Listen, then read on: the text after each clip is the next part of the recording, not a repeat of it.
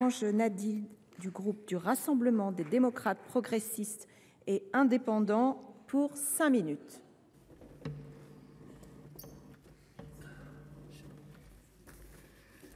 Merci.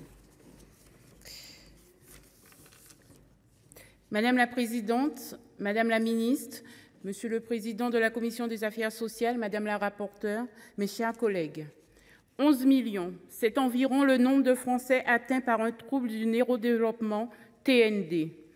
Les TND sont caractérisés par des difficultés significatives dans le développement de plusieurs fonctions du cerveau, telles que la socialisation, la communication, la motricité, l'attention, le raisonnement, la mémoire ou encore les apprentissages.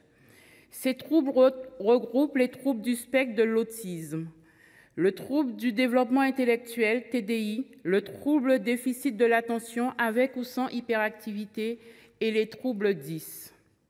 Lors du comité interministériel du handicap du 6 octobre 2022, Elisabeth Borne avait annoncé la poursuite de la politique menée depuis 2018 en faveur des personnes concernées par ces troubles ainsi que de leurs familles.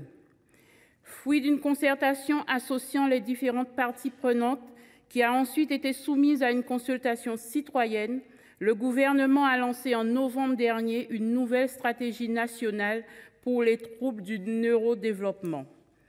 Cette nouvelle stratégie compte 6 grands engagements: faire davantage de recherches scientifiques et partager les connaissances, garantir l'accompagnement de chaque personne avec un TND par des personnes bien formées, repérer encore plus tôt les TND pour aider les enfants à se développer, adapter la scolarité à tous les âges, accompagner les adolescents et les adultes, ainsi que faciliter la vie des personnes, des familles et faire connaître les TND. Ces 6 engagements se déclinent en 81 mesures et se traduisent par un budget de 680 millions d'euros pour la période 2023-2027, en nette hausse par rapport à la période 2018-2022. Le texte que nous nous apprêtons à étudier s'inscrit de manière complémentaire à cette stratégie gouvernementale.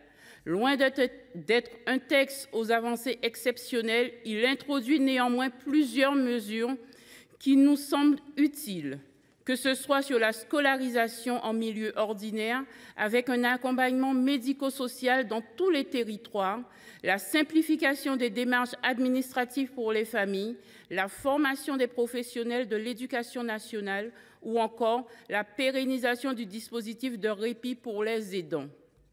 Le groupe RDPI votera donc en faveur de ce texte sans toutefois un enthousiasme débordant, puisque la portée de ce texte nous paraît limitée et que plusieurs dispositifs sont déjà prévus dans la stratégie nationale annoncée par le gouvernement.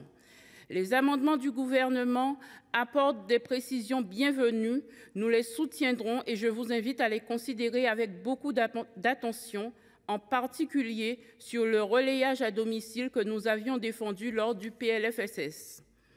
J'aurais aussi souhaité que l'on aille un peu plus loin sur le sujet spécifique de la prise en charge de l'autisme, qui est un trouble de neurodéveloppement mal quantifié, et notamment sur l'accompagnement des enfants autistes dans leur accès à l'éducation. Je porterai donc un amendement en ce sens.